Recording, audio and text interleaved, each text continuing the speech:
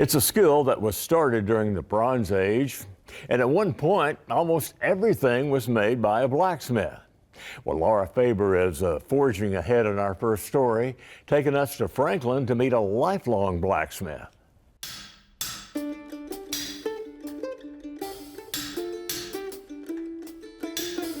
You can hear the work from what seems like a mile away. Metal on metal, sparks flying, flames flickering, charcoal blackened hands.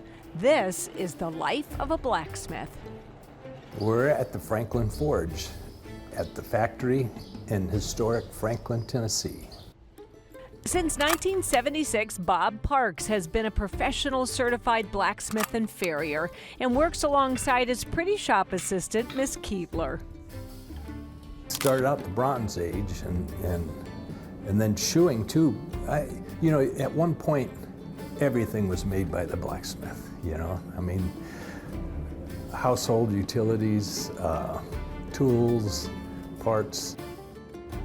Bob never guessed forging would be his future. As a young man, he headed west to ski and fish and work on ranches, working odd jobs to support his lifestyle.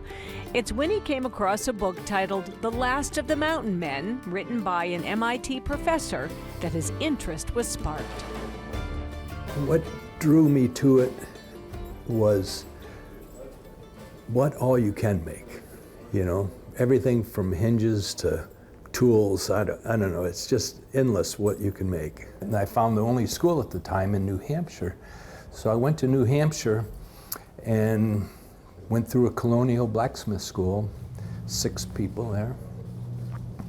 And then when I went back to Montana, nobody really wanted colonial ironwork, but I kept getting calls for shoeing as a farrier. So I went down to Montana State University, went through their shoeing program, and got involved with the associations and started competing. And I was on the U.S. shoeing team in '88 and '90. His clients with horses started asking Bob to make other things too, and he began building a more artistic career, forging commission work. They'd see stuff I made and, oh, can you do this and can you do that? Small fences, things, focal points, door hardware, pot racks, fireplace stuff is big, did a chandelier here not long ago. Actually, I do most anything that walks in the door. It takes steel, an anvil, a hammer, and heat to be a blacksmith, but it takes so much more than that. Years of experience to go from this to this. I use mild steel primarily, which some people would call wrought iron. It's not really wrought iron, but it's mild steel, A36, for most everything. So I'll be working this between 1800 and 2200 degrees. And you judge the temperature by the color. When this sort of sparks a little bit, that'll be 2300. And so I want to go and you can forge weld at that temperature. This will be just below that. And then 1550 is austenite, the critical temperature. Steel becomes non-magnetic. So I have magnets here, and that's a dull cherry. And then a black heat is black, and that's where you get burnt the most. First step is to put a point on here like I'm making a nail. The hotter it is, the softer it is. Yeah. And the hotter you have it, the longer you can work it. This is a hammer I made, and I have teardrop-shaped handle on it, so I know if I'm on the flat or the round without looking. This is what I call my free $2 demo. Here at Bob's shop at the factory in Franklin, people can watch him work. It's fascinating. Today, he demonstrates how he makes a gold-plated leaf used for trivets. I do that all the time, and it was sort of reversed engineered. After I have all these leaves, what am I going to do with them, So I started making the trivets and then some hooks and then the candle holders. I like the animal heads and the floral things, just because you don't expect to see that in metal. That's the lateral veins. Now I'm going to use the treadle hammer right there to do the center vein. Now I'm going to turn it to gold. Don't I wish? Between 600 and 650 degrees, I can take a $2 brass brush and put a bronze-looking patina on there. This is too hot.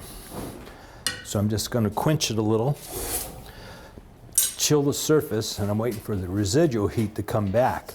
And when it crosses 600 degrees. Is that awesome? I use this $2 brass brush, and this one's looking like it needs some work replaced. But yeah, this will melt on there at 6 to 650.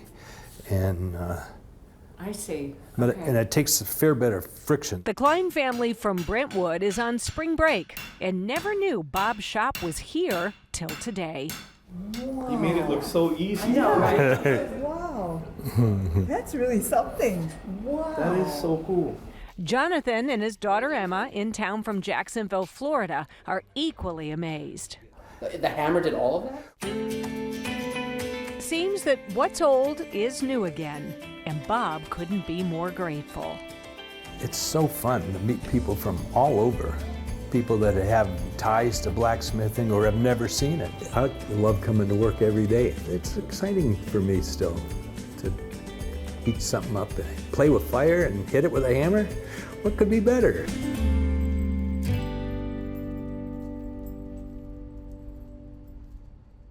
Hey, how'd you like the story? We'd love to hear from you in the comments. If you enjoyed it, we have a lot more where that came from. Here's one you might like.